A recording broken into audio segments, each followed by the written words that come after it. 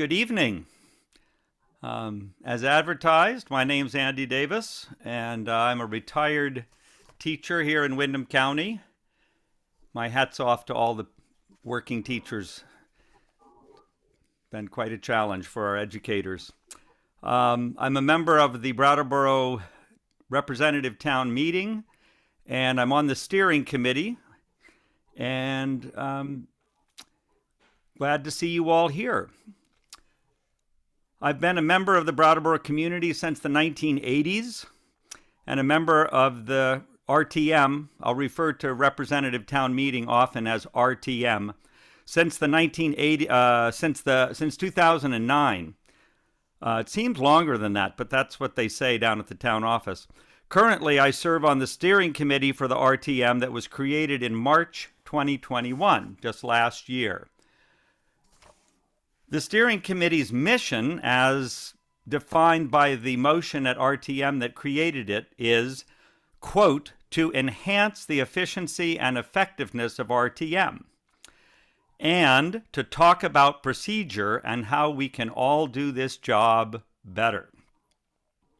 The training today is in line with this mission. Robert's Rules of Order share, hang on a second here.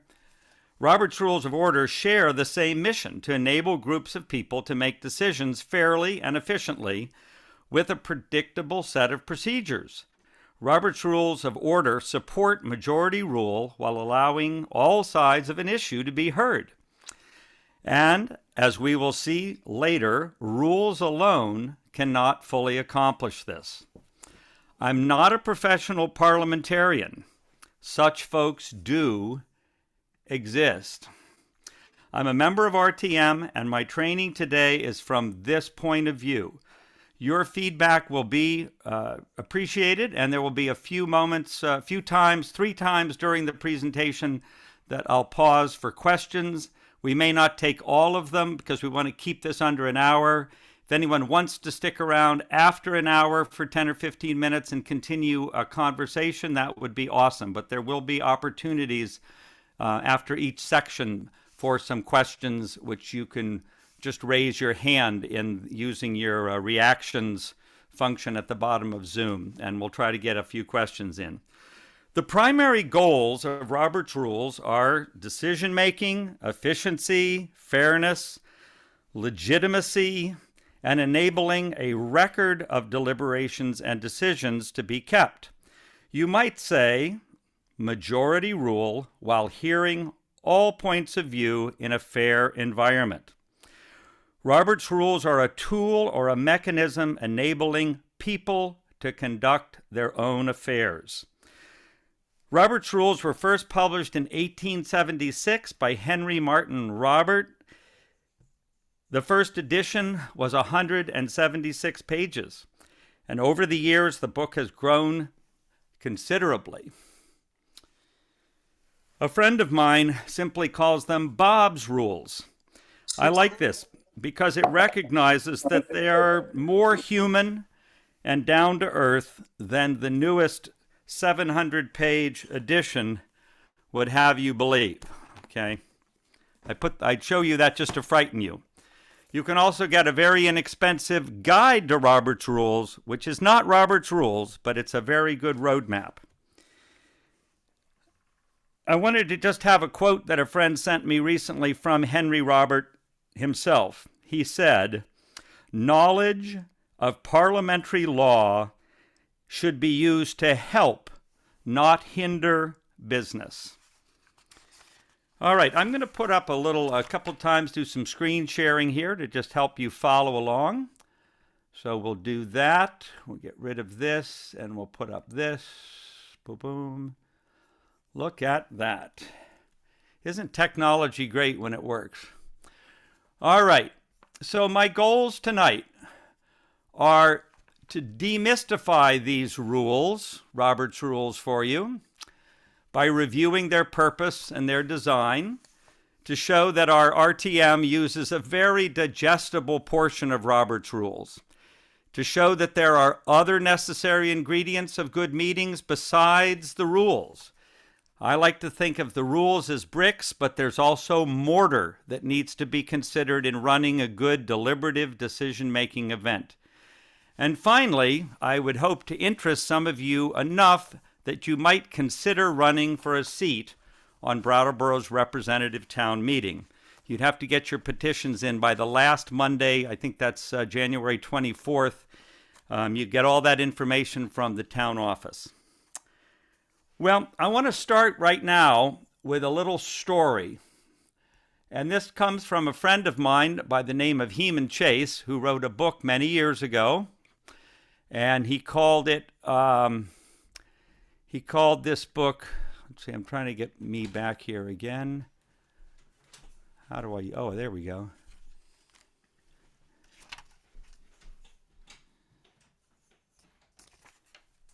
Millicent, somebody has just said that the passcode published in the paper was incorrect. I'm not sure how to help him at this point. Is there a passcode? You can write it down. I don't. I just want to keep going here, Robin. I think we should keep going because we've got a lot of people coming in here. Yep. There you go. I'm going to start off with a little story, and I'm indebted to my good friend who's now passed away, Heman Chase of East Alstead, New Hampshire. He wrote a book called More Than Land about his observations of human nature, and a lot of great little anecdotes. Many years ago, his father stood up at town meeting in their small New England town and said, "I move that," oh, I'm sorry, I didn't want to do this story quite yet. I skipped something here and all that. My wife was handing me a message about someone who can't get on because somehow the passcode is incorrect in the newspaper. I can't control that. I did want to say that a number of town reps completed the steering committee survey this year that we did, and it was a great survey, and it covered many different topics, but one of the ones was Robert's Rules of Order. And a number of the reps expressed frustration with Robert's Rules. And many see these procedures as a bit complex and time-consuming, distracting, confusing, and a few quotes from the survey. I'll just do a couple of them. Tedious, difficult for new people, don't allow for consensus building, only work for rubber stamping decisions. These are direct quotes from the survey. It's worth noting that we have had 2 years of Zoom RTMs, and this has been a challenge for our meeting. It has been several years since there was any training on Robert's Rules, and that's why we're back on track today, and good to see so many of you here. Although we're likely to be back on Zoom in March of this year, the training will still be of use because we'll be using these rules on an electronic meeting. All right, so now I'm going to go on with my story, written by Heman Chase of East Alstead. A true story, because he only wrote true stories in his book. Many years ago, his father stood up at their town meeting and said, "I move that the town hire a second road agent." To which the moderator of the meeting appropriately said, "It has been moved that the town hire a second road agent. Is there a second?" Dead quiet filled the room. The moderator said, "As I hear no second, we'll move on to the next order of business." Well, the following year, my friend's father again was recognized by the moderator, and he said, "I move that the town hire a second road agent." To which the moderator said, "It has been moved that the town hire a second road agent. Is there a second?" Dead quiet filled the room. Then, to everyone's surprise, came from somewhere, "Second." The moderator said, "It has been moved and seconded that the town hire an additional road agent. Would you like to speak to your motion?" My friend's father spoke of the poor condition of the roads and described the immense task facing a single road agent, and he sat down. After a long period of silence, only one august member of the community, who happened to be sitting right next to the current and only road agent in town, stood up and was recognized. He said, "I do believe that one road agent is bad enough." And he sat down. Well, after the laughter subsided, the matter was voted down and it was not raised again. Well, I don't want to comment on the wisdom of the town's decision in this matter, but the story does show Robert's rules at their very simplest and most basic. There's an issue. There's a course of action related to the issue that is put forward by a member of the body. At least one other member of the body believes the idea is worth talking about, and that's essential. You don't have to agree with the motion to second it, but the motion must have a second to be discussed. Differing views after that are freely exchanged, the vote is taken, and a decision is made. Now, the moderator is a really important person in this process and is very throughout Robert's rules. The moderator is not a chairperson, not like the chair of a committee. The moderator is a facilitator. They guide the meeting through the agreed upon procedure. The moderator does not join in the discussion, does not represent their own opinion or that of any other group or individual on the matters being discussed.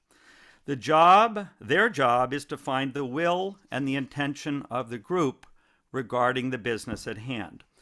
The moderator determines if there's a quorum present, sufficient people to start the meeting, and then calls the meeting to order. There may be traditional activities at the outset of the meeting before the business portion begins, and often these customs and activities help set the tone for the meeting. All discussion during the meeting is directed through the moderator. This is an important component of Robert's rules. It keeps the focus on the issues and not on personalities. Instead of saying something like, "Can Doris tell us how many times the committee has even met?" That's kind of bristly. It's proper instead to ask the moderator, "Please inquire of the committee chair how many times the committee has met." It may seem overly formal, but in practice it shows respect and lessens the chance of individuals taking offense, keeping it on the issues, not the personalities. The moderator then embodies fairness, attention, and patience throughout the meeting, and we have been blessed with such moderators in my time on RTM. They're also not overly picky. If a member makes a motion that doesn't conform perfectly with the language of Robert's rules, I have noticed our moderators working with the members to discern their meaning and make the substance of their point move forward.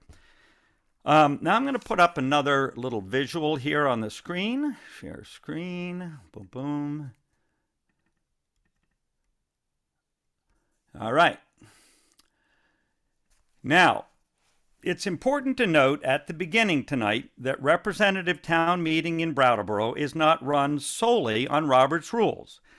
It's guided by Vermont state law, which I put at the top here. It's also governed by Brattleboro Town Charter. And Robert's rules that we use are modified to conform to both state law and town charter. And we'll give a couple examples of that as we move along. In Vermont, the Select Board is the legislative branch of our governance. I did want to also mention that Robert's rules are a kind of default for towns. It is possible to adopt another set of rules if a town would so choose. It's our Select Board that each year puts forth the articles for RTM. Now, the articles, what I did got some feedback from my practice run on this that it would be good to show people what the warning looks like for RTM. And this is taken from one page of the town report for last year's meeting. It's called a warning, and these articles have all been properly warned, which means the public is aware of them. They've been published. We're not doing anything in secret. And this announcement is simply called the warning.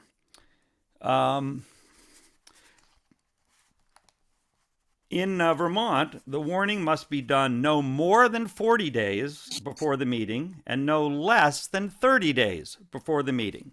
So there's a good chunk of time, a month to 4 to 5 weeks for people to be able to be aware of what's coming up. Articles, which are called motions in Robert's rules, are legally placed on the warning, and they have to be acted on according to state law. In Robert's rules, you can postpone a motion indefinitely, basically saying we don't want to deal with this. But if an article has been published and warned in the state of Vermont, it needs to be acted upon.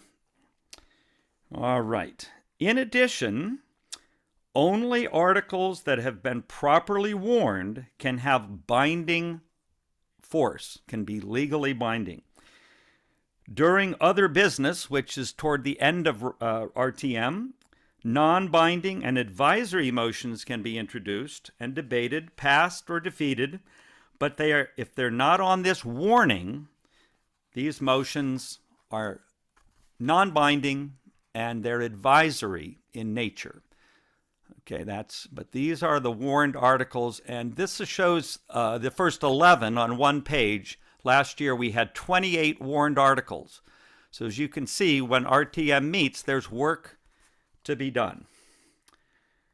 All right. Some people believe that Robert's Rules prevents important topics from being discussed. But if you believe that, you need to consider getting a desired article onto the warning. In Brattleboro, this can be done by citizens through petition as detailed in our town charter. Now, before we get into the next stage of this decision-making, the actual decision-making of Robert's Rules, I just wanted to see if anybody has a question so far. So I'm just going to see if I spot any questions. Millicent, if you see somebody with a question. You all are so attentive.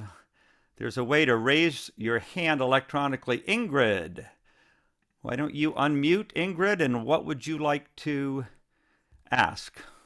I'm here because of my role on the board of the Brattleboro area farmers market, and we have our president joining tonight as well. I'm curious about whether what you're sharing tonight will allow us. We don't have a moderator. We have a 9-member board, and the president functions as the moderator, but he or she also has a vote in the deliberations, which is different from what you're describing.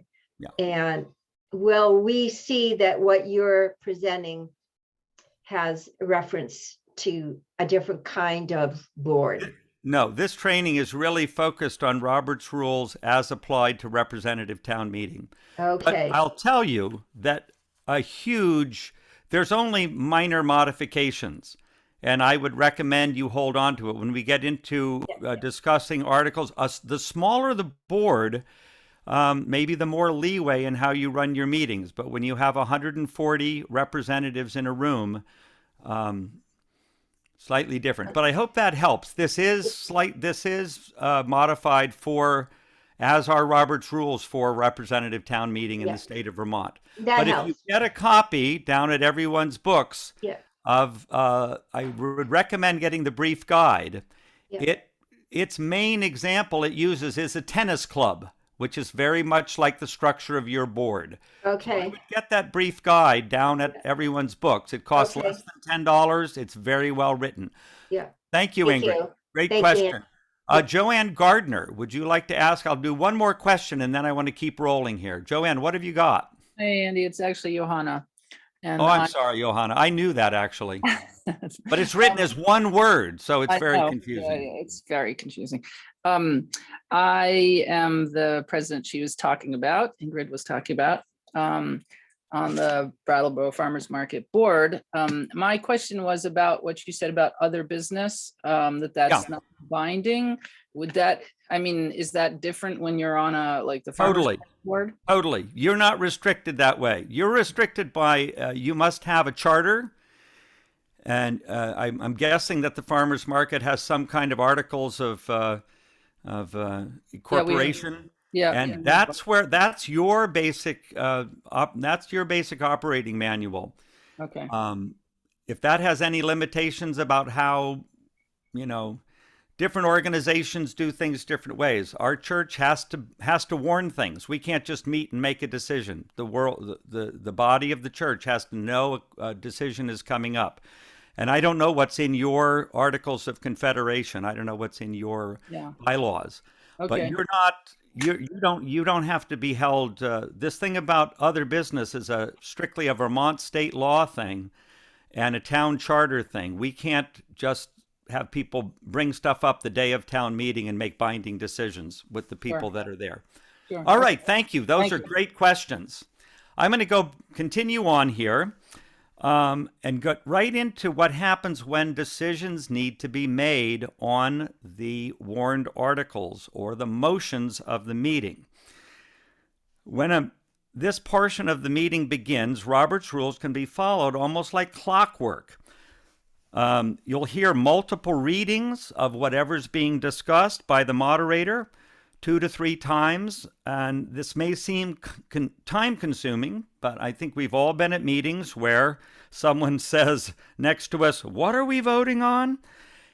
The rereading of an article or a motion at hand reduces the chance that members are unsure of what's happening. We'll see later that in moments like that, you can actually interrupt the meeting to clarify. Now, the most basic pattern of decision-making was demonstrated in my story about the road agent. You have a motion, requires a second, there's a rereading of the motion, discussion or debate, rereading of the motion, and voting. However, life's never that simple. What happens if someone wants to alter the main motion? What happens if the debate seems to go on too long and becomes circular? What happens if someone questions the legality of an amendment? What happens if someone feels that a key piece of information is lacking for making a good decision? What happens if someone feels the rules have been unfairly applied to the discussion? What happens if someone is desperate for a break? These are not the complexity of Robert's rules, though. They're the complexity of human affairs. Now, let's take a look at amendments. I'm going to put up a chart here and show you how we operate, because this is very common in parliamentary procedure or Robert's rules, is how do we adjust a motion before the group. And I'm indebted to Millicent Cooley for helping put together this nice chart here. In my time on RTM, there have been numerous debates that have involved amendments, and even amendments to amendments. But rest assured, amending an amendment to an amendment is not allowed. You can only go to one amendment and an amendment of that amendment, no further. The amendment process of Robert's Rules has shaped decisions in Brattleboro on select board salaries, solid waste management, the funding of human service organizations, just to name a few. Amendments often involve amounts of money, but not always. When a motion or article has been seconded and placed before the body for deliberation, any member of the group can, after being recognized by the moderator, offer an amendment to the main motion. So in my chart, here is the main motion. It's been seconded here, restated by the moderator, and a debate and discussion has been going on. If no one puts an amendment forth, when the debate is over, it can be voted on. The original language of the main motion. There's nothing wrong with that. However, if during the debate or discussion somebody makes an amendment, let's say in my example of the road agent, somebody said, I would like to amend the motion that we hire a half-time road agent to help our current road agent, no more than a 50% position. That amendment would then get discussed. It would be clearly restated by the moderator so people knew that what they were talking about was, should we change the amendment to not a second road agent, but a second road agent who works part-time, 50%. When that amendment has been fully discussed, it's voted on. You're not voting on the main motion at this point. You're voting on whether to amend the main motion. And once, if that amendment is passed, you go back to the main motion, circling around here, and you vote on the main motion as amended. The motion would read something like, we move to hire a second road agent at a half-time rate. The language would be more polished than that. If that second amendment in the middle of it, if that's defeated in the vote, then you simply go back to the main motion as originally worded. Continue the discussion and vote, or somebody brings up a different amendment. However, in the middle of this amendment, somebody could say, I would like to amend it so that we hire a half-time road agent in addition to our current road agent, but we pay them only in firewood off the town forest land.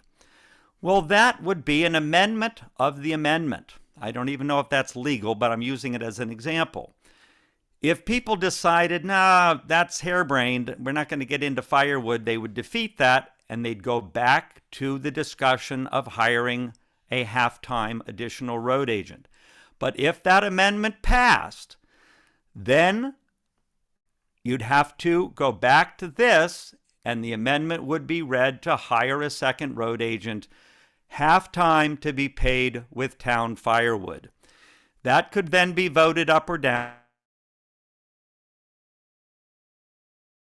The main motion, if it was defeated, would be voted on as originally stated, and if it was passed, you could have a main motion that incorporated both the amendment and the amendment of the amendment. I want to reassure people that are already starting to feel like this is complicated. It's not really, because only one motion or amendment is debated and discussed at a time. They interrelate with one another, but you're really focusing on one aspect of the decision at a time. And the moderator is very good at reminding people what is being discussed, so there's not confusion. Now, I did want to say one thing here. Sometimes people use the term friendly amendment.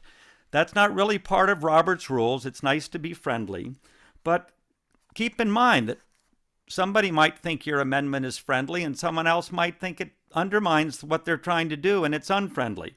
So under Robert's rules, all amendments are treated procedurally the same. It's best to simply make the amendment if you think in good faith it's a good way to go with the subject. An amendment always needs a second. If it's not seconded, just like a main motion, it ends on the spot. The moderator can rule that an amendment is not germane. Now, this is a judgment that the moderator has to make. I'll give a simple example. Suppose someone amended the road agent motion to include, as well as hiring a second road agent, we will build a hot tub out at the town garage. Well, the moderator could simply say this is not germane to road maintenance and refuse to accept it. We'll see later that the judgment of a moderator can be challenged. I think that's all I want to say on that. Let's see, look at my notes here. The procedure follows. Yeah, I think I've explained that pretty well. I'll say this just to sum up this, and then we'll take questions on this process of motions and amendments. I know it sounds complicated. However, how else is a room full of 100 or more people going to decide on a specific course of action for a town? In Brattleboro and in Vermont in general, such a motion to be binding would have to be warned. If it was being discussed under other business, the select board would take it as an advice, as a suggestion to proceed in this manner. One other thing about Vermont law, a warned article cannot be amended in such a way that it raises an issue that has not been properly warned. And this can get a little tricky. But if you amend an article so much so that you're really bringing up material that should have been warned on the legal warning, then you may get your amendment set aside. All right, I'm going to take a little break here and see if anyone has a discussion on this process. This is really the meat of town meeting. And then I'm going to get into all of the different incidental and subsidiary motions that help guide the meeting. But is there a question? Bob, let's start with Bob Ozer. Yes, Bob, unmute. And what's your question, Bob? So I don't know if you can hear me okay? Yes, very good. I don't know whether my sound or my hearing at this end is breaking up or not, but sometimes I miss some stuff. And you were talking about friendly amendments. And I think what you said is that there really is no such thing in Robert's rules for a friendly amendment. An amendment is an amendment and should go through the process you outlined. Yes. If in a situation like that, someone suggested some different wording to the motion and the person who moved that motion restated the motion, that still would be an amendment? I would let the moderator make that ruling, because that would be, sort of a judgment. If you're just saying that they're changing a word or something like that, I guess if you're saying that a friendly amendment is a suggestion to reword, maybe that's not really an amendment, it's a clarification. But again, the main thing about Robert's rules is if it's obvious to the group that all we're doing is changing a word so people know what street we're talking about, where these potholes exist, and it's clear to everybody, I don't think that has to get seconded and everything to change one word in an amendment. And maybe if that's what people mean by a friendly amendment, it's a colloquial thing and it's not really part of Robert's rules. In Robert's rules, an amendment is an amendment. Does that kind of clarify, Bob? Yep. I think a moderator could probably steer that very easily and make a judgment if it's just a clarification of wording. Let's see. Far, I think I'm pronouncing your name correctly. Do you have a question? Yeah, thanks. I feel like I have a fairly good grasp on the concept of amendments and amendments to amendments and all the flow, how that works. But the thing that has often come up with in town meeting, in my experience, this is maybe that you'll get to this later, but it's been around what has been considered germane in terms of, like, for your example of the road agent, the amendment being to hire a part-time helper for that road agent, that I feel like has often been considered not germane because it would raise expenditures for which there's no space in the budget. This is why. Excellent question, Far. And I'm glad you raised this. And I think I touch on it later. But if we deal with it now, we won't have to deal with it later. This gets to that Vermont state law issue that if you're going to hire a new employee, at considerable expense, that needed to have been warned. So what we do is we change the amount of the budget. We add $20,000 to the budget, but we can't make the select board spend it. We can't make the town spend it for the additional road agent. But the town, I found in Brattleboro, it's not bound, but our town government listens. They listen. They're there. They listen to what happens at town meeting. And when all possible, they honor the will. If so often what happens at town meeting is money is added for something, but the motion is simply to add the money.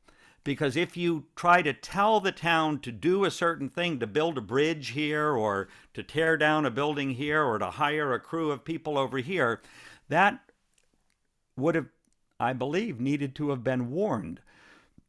So if somebody else can add some light on that, but that comes up very often. Does that answer your question, Far?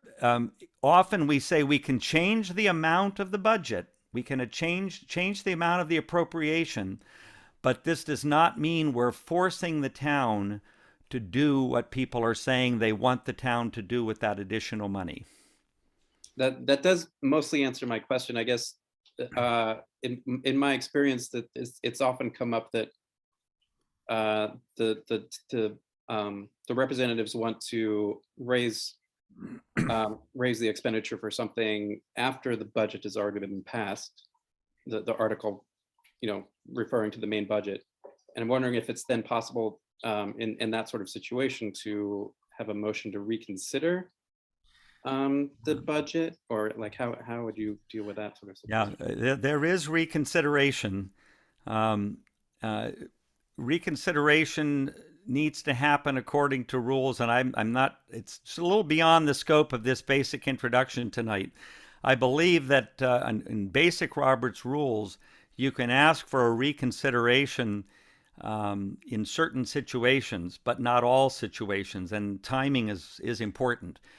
So this gets to the issue, Far, that if people want to get something done that's significant, pre-planning is a really good idea.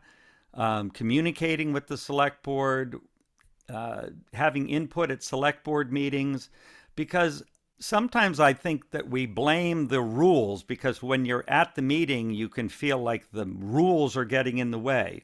But I tried to begin this training with an explanation of how the rules are a tool, but we still have the town charter, we still have Vermont state law, and we still have to conform to those legal structures. And some of what might be perceived by somebody as arcane rules is really the law of the land. And a lot of it is to protect the townspeople from having a small group of people push through stuff that nobody knows is being pushed through. So it may seem, funnily and ironically, seem anti-democratic at the time of the meeting, but if you look at the big picture, it is a protection of the people. So I think I'll leave it at that. It's a really good question why you can't just come in and redo the town at town meeting. There are sticky wickets that must be passed through that are part of our structure, our legal structure. All right, great question. Fred Brunig has a question. Hey, Andy, just a quick point about friendly amendments. Yeah. I think when someone makes a motion, and it's seconded, it then becomes a property of the body. And I think oftentimes people think of friendly amendments. They say, "Well, Joe, you made that motion. Is that okay with you?" But it doesn't have anything to do with Joe anymore. It has to do with the body. Yeah, So an amendment is an amendment. Yes. Yeah, and that's where people use that term friendly amendment, because they think they have to okay it with the person who made it. Right. So. Yeah, they don't. And as I said earlier, seconding an amendment doesn't mean you even agree with it. It just means that you think it's worthy of addressing. So good point. Thank you, Fred. All right, I'm going to move on because we're coming down home stretch here. And I'm going to go back to a share here. And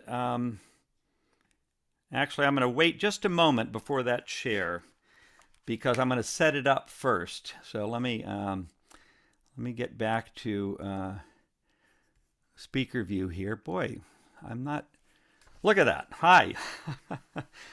All right. So now it's time to look at a number of what are called privileged, incidental, and subsidiary motions. Boy, that's a mouthful. Privileged, incidental, and subsidiary. Now, I had to practice saying that, and I didn't even get it.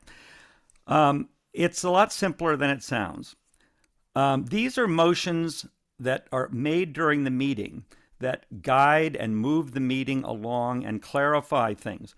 Rather than get caught up in the complete underbrush of possible motions, I want to just look at them tonight in terms of what is it that you want to do.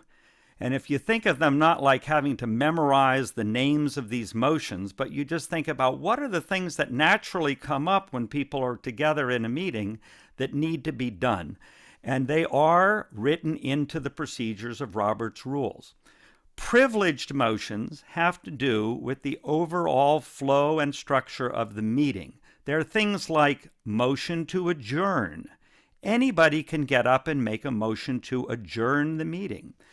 Motion to recess, take a break. Motion for orders of the day, which is just to recap where are we in the process of the meeting and are we doing things in the order we said we were going to. Those are privileged motions, and I'm going to show you a chart in just a moment. Incidental motions, they have to do with specific requests, even a specific complaint, a clarification or an appeal. Things like request for information, point of order, appealing a decision that was made by the moderator. These are incidental motions. And then the last one category is subsidiary motions, and these all support and move through the motions and the amendments. And making a motion is a subsidiary motion. Amending a motion, amending an amendment. Limiting or extending debate or changing the rules of debate. In Robert's Rules, they say that a speaker can speak for 10 minutes. We have had a 2-minute rule at RTM. But somebody could get up and say, for this issue, which I think everybody wants to talk on, I would propose we have a 30-second rule. That would be voted on because you're changing the rules of debate. And anytime you change the rules of debate, it takes a 2/3 majority because it's kind of pushing on the ability of people to express themselves. But these subsidiary motions all have to do with working on the motions and the amendments. All right, so let's take a look at what these look like. And there's a lot of charts that you can find that have been published. They're online, and they're all sort of the same and sort of different. One thing I liked about this model here, and I put this together based upon some materials I got from Lauren Crisp, and I tried to simplify it and make it a little clearer. I liked having this column over here that I found. What do you want to do? And that's really what you should be thinking. If you want to end the meeting, you say, I move to adjourn. It must be seconded. If nobody else wants to end the meeting, you're out of luck. If someone seconds it, a simple majority will end the meeting. If you want to take a break, you say, I move to recess. It has to be seconded. It's usually pretty darn easy to get a second on taking a break. Is it debatable? If the thing is blank here, it means it's not debatable. You can't have a debate about whether or not to adjourn. You either adjourn or not. But if you're going to move to recess, depends on if you're in the middle of discussing something or not. But it is possible to amend it. Someone might say, I move we take a 5-minute break, and somebody might say, I'd like to amend that to 10. All right, registering a complaint. If you think the main motion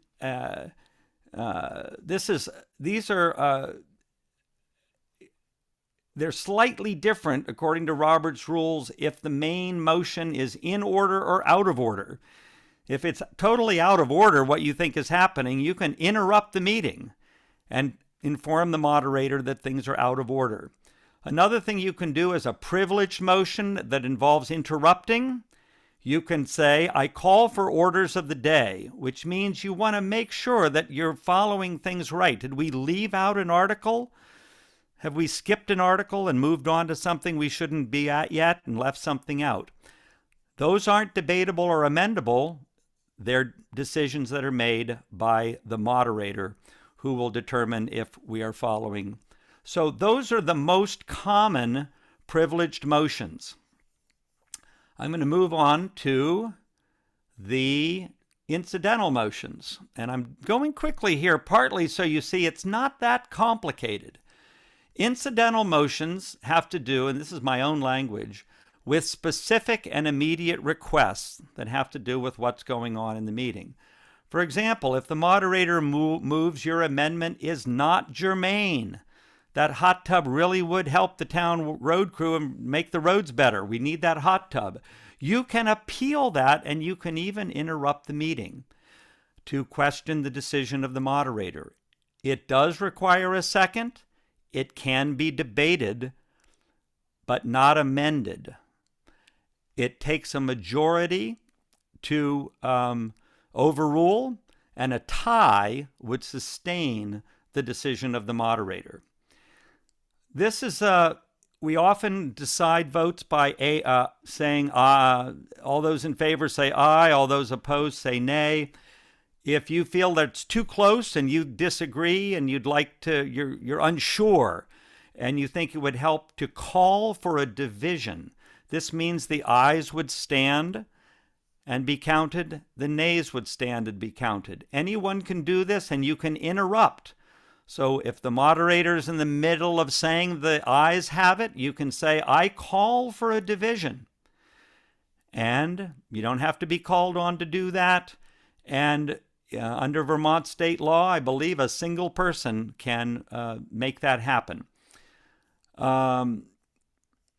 You can ask that a motion be divided into parts. And you can interrupt to do that. It needs to be a seconded, et cetera, et cetera. These all have to do with things you might want to just pull up on the fly because of what's going on in the discussion. You can make a parliamentary inquiry. This is supposedly about some of these rules of parliamentary procedure. You can also request information, a point of information. If you're talking about spending money, you could say, point of information, could someone tell us exactly what the balance is in the town budget? And that information the moderator will find somebody in the room to supply that information to help the discussion. You can say point of order, which is you hear that a lot. Sometimes it's used in different ways, but it's a good way to get the attention of the moderator to make sure the rules are being followed. Here's the reconsideration. And the reason I didn't want to answer in much detail, Farb, was because, to your question, was because it is complicated. It's connected to Vermont law. It is in Robert's rules. I moved to reconsider the vote. But even there, debatable in some cases. I know if you've moved on to another order of business, I believe you cannot reconsider something that was just done at that meeting. So that's a tricky wicket, the idea of reconsideration, but it is possible. Another one here, the last one I'll say on this chart, is suspending the rules. And the two examples that I found most commonly explained are, you might find that structure of amendments and motions would not be appropriate for evaluating two courses of action. And you could suspend the rules to debate something as two opposing questions. Or you could suspend the rules to form what we call the committee of the whole. The most memorable example of that was when we were discussing pay as you throw. And I remember one day at town meeting, we suspended the rules and had a very long discussion of all of the details of handling solid waste the way we now do it. But that required somebody to move to suspend the rules. You can't interrupt to do that. You have to be called upon. But it does require a second. And whenever you suspend the rules, 2/3 are required to make that fundamental change. All right, last one. I think this one will seem very easy because we've gone over it before. This has to do with motions and amendments. And it's pretty easy to go through here. You can set aside a question temporarily, not indefinitely, but temporarily. And Lauren Crisp, who was very helpful in explaining some of this stuff, noted in his notes that this is kind of an emergency thing. I don't know, if someone came in and said there was a reason to evacuate the building, you could temporarily move to lay a question on the table. You're not disposing of it, you're just setting it down temporarily. This is a big one, and anyone who's been at town meeting knows. It's if you wish, remember this first column is what do you want to do? If you want to end the debate, Robert's rule says that ending debate should be done when the discussion has become repetitive or circular. You shouldn't move to close debate just because you have a roast in the oven that you need to get home and take out. You shouldn't do it because you don't like that topic. It's really a pressure relief valve when something really has gone on long enough, but it requires 2/3 because it has the potential of shutting down somebody's voice. And I know we have some people at town meeting who always vote against closing debate and prefer that all debates peter out when everyone has been heard. But if you want to try for closing the debate, and it's often used, you say, I move the previous question, although people often use the colloquial call the question. All right, limiting, I already talked about limiting or extending debate. Maybe to give somebody who has a longer thing to say, I'd like to give this person be able to speak more than 2 minutes, which is our typical RTM limit. Or you could say this topic, we want to designate, I move that we only talk about this topic for 1 hour. Anytime you limit or extend debate, you need that 2/3 majority. You can postpone something to a definite time. So suppose you wanted to break on something and say you're going to pick it up after lunch. You can do that. Usually we don't take a break until something has been completed. Modifying the wording of an amendment, we've already talked about that. Modifying the word of a motion, that's an amendment. We've talked about those. And this is what I spoke of before. You have to have a second. It is debatable. It is amendable. But the amendment of an amendment is not amendable. Remember, only 2 degrees. You cannot amend the amendment of an amendment.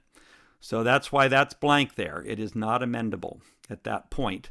And this last little thing here is just the ability to take a matter from the table that was previously set aside. And so if you've tabled something, you can make a motion to bring it back. All right, so that's an explanation. Most articles about Robert's Rules feature some kind of charts of the different motions at a meeting. So let's stop the screen share and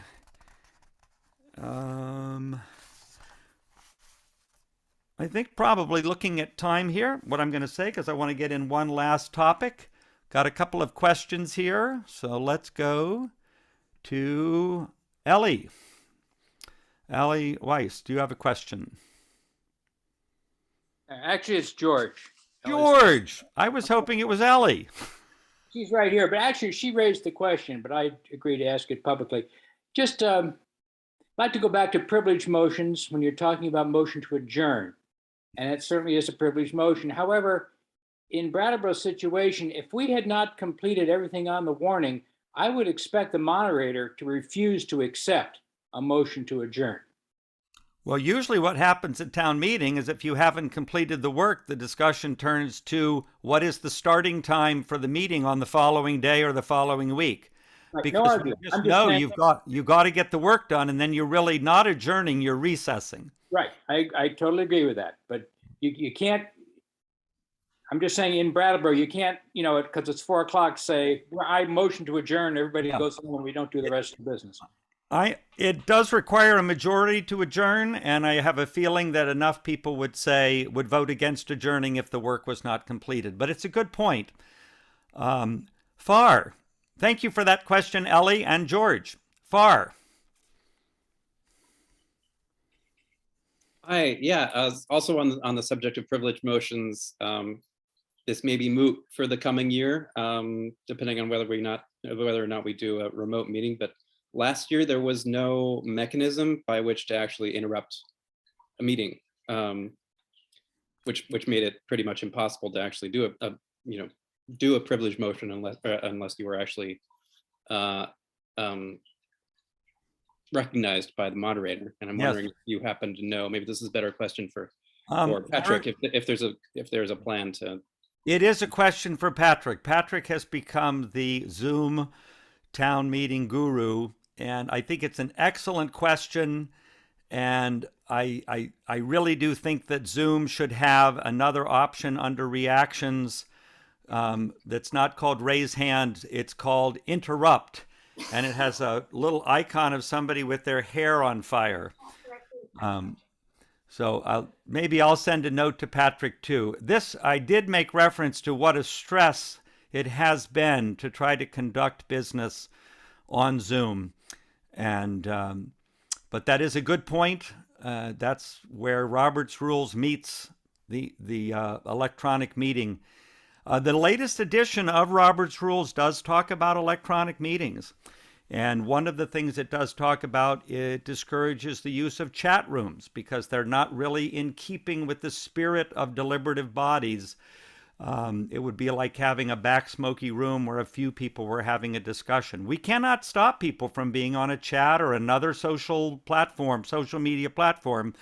But I did just want to mention that Robert's Rules does have material on the electronic age and holding meetings electronically.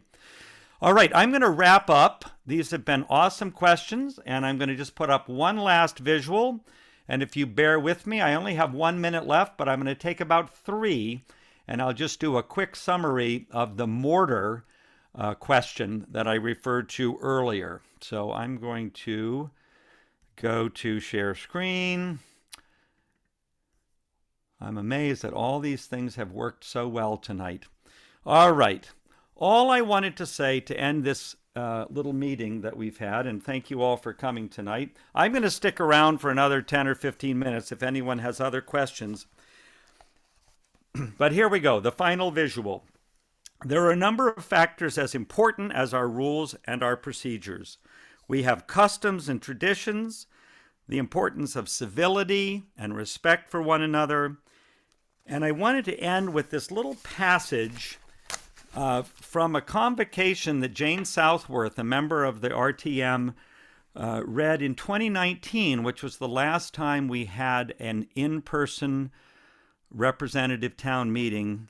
And Jane Southworth, I believe of District 2, gave an excellent convocation. And in part, she said this, quote, "We are here at the RTM because we care about our town, because we believe in being a responsible part of it, and because we care how our government works for the rest of us. The quality of our governance will depend on the personal quality of our work with each other. I have been impressed," she continues, "by the preparation of the members, by our ability to listen to each other, both things said and unsaid, to care, to be concerned and accepting, to give thoughtful speeches, and to be patient listeners." She finished this section, I think, the entire convocation by saying this, quoting from Walt Kelly, the great philosopher of Pogo, We have met the government, and it is us. So I'm going to end with that. Note-taking, attending informational meetings, listening to one another, and maybe not doing email while someone is giving a speech, giving your best attention, always civility and respect, and some regard for our customs and traditions, and always appreciation for skilled leadership at these meetings. And with that, I'm going to end my share. If anyone has a pressing question, now is your time to raise your hand. I hope you all know that you do that by hitting reactions at the bottom. I think we're all professional Zoomers by now. I don't see any hands raised, so I think what I'm going to do, there we go, Joanna. Hey, Andy. Yeah. This is not something you covered, and I don't know how much you know about it, but executive sessions, can you talk to that, or is that out of your? They exist in Robert's rules, but I don't believe we have executive sessions at the RTM. And as you can see, Joanna, there's so much to cover in a 1-hour meeting. Sure. I recommend you pick up the brief guide for $8.95. Yeah, I'll do and that. look up executive sessions, and then also look in your bylaws, because those are often referred to when you can and when you can't, and what you can talk about in executive session. That's an important thing and should be regulated in every organization when people can close the door. But we don't have that in RTM. Yeah, I get the impression that you can sort of mold it to fit your own. You can. Your own meeting. Oh, So totally. I think we'll do that. Would you do me a favor and hold that book up again, the small one that you were talking about? The small one is simply called this. Okay. In brief. Didn't you have another one that was even shorter? No. I have one that's even bigger. Oh, yeah, no. The 700 page. Oh, all right. Okay. All right. Thank you. Thank you very much. Thank you. Sherry Mayer. Hi, Andy. Thank you so much. Can you hear me okay? I can. You're coming in loud and clear. So my question is about the role of the moderator in some of these things. Like, is it appropriate for the moderator to maybe encourage one to call a question, someone to think about that, to say we need to divide the room because I, as moderator, might not be able to discern the ayes and the nays? I don't know if it's allowed, but I've never seen it. I really feel that the moderators that have sort of modeled what I think of as a moderator here in Brattleboro trust the body to make those good decisions. If the ayes and nays done verbally sound about the same, somebody is almost immediately going to say, I request a division or call for a standing vote. It happens many times at RTM. There's no, I really feel that the moderator is above the fray. They're going to get some tough questions. The germane thing is a tough one because sometimes someone pulls something out of the hat that you're not prepared for. You can really work with your moderator if you know you're going to make an amendment to a warned article. It's good to let the moderator know in advance. Lauren Crisp is retiring. That we'll be choosing a new moderator this year, electing a new moderator. But once you know who that person is, they can be communicated with before the meeting. And it's really, I think most moderators appreciate having a scrap of paper or have received an email with particular wording on an amendment so that when it comes up, they have something to refer to and they're not rapidly trying to write down, what are you trying to say? What are those words? Mm-hmm. And many times the most effective decision making that's happened is when people work with the moderator. But I've never felt the moderator tries to tell the meeting, but trust the meeting to make those decisions, at least the particular ones that you did. That's the examples. Did that help, Sherry? Thank you. Yes, it did. Yeah. Howard Burrows. Yeah. Hi. I loved what you did. I just think this is the best thing that I've seen for a long time, and I want to thank you. I wanted to ask a question about friendly amendments. I think the way that's usually handled, even though they're not legal, the person who entered the original motion can request to change it, to modify it. Yeah. And that's the way we would usually do that. We would say, hey, why don't you request to modify this so that it makes more sense? Yeah, and I think there's, common sense is part of Robert's rules. Howard, you had another great quote. I don't think I have it immediately at hand here, but you had a couple great quotes from Robert himself. That he talks about what did he? There's a phrase he uses when a meeting is just in good health and it's working along, and one shouldn't use rules to suppress sort of the good functioning of a group. The rules are not harmony. Harmony. Yes, a group in good harmony shouldn't be disrupted by the rules, or someone who sort of disrupts the meeting by always trying to get everything, every picayune thing down to Article 39.1 wasn't adhered to perfectly. The rules are there to serve the process. And I have seen people say at meetings, I wonder if the person who made the motion would consider changing the first three words as a friendly amendment. That might work in certain situations. It's sort of around the fringes of Robert's rules. But hey, friendly shouldn't be outlawed. Yeah, I think good common sense is always called for. I don't see any more new hands unless Sherry has another question. Nope, she's taken her hand down. I want to thank you all for being as patient as you have been tonight. It's a lot of material to get across. I'm a District 3 rep. My email, Andy@DancingMasters, is a public record at the town office. Feel free to send me an email if you have a correction. If I've given some bad information, I really want to hear about it. And if you know of somebody that you think might want to serve on the RTM, it's a very, what I often tell people, if they say, why are you on the RTM? I say, because I learned so much about Brattleboro. And it's always a learning experience, and you feel like you've done something for the town in service at the end of those meetings, even when they're hard. So with that, I bid you all a very good night, and see you around the neighborhood. Thank you, Andy. You're welcome. Good night. Good night, all. You're very welcome.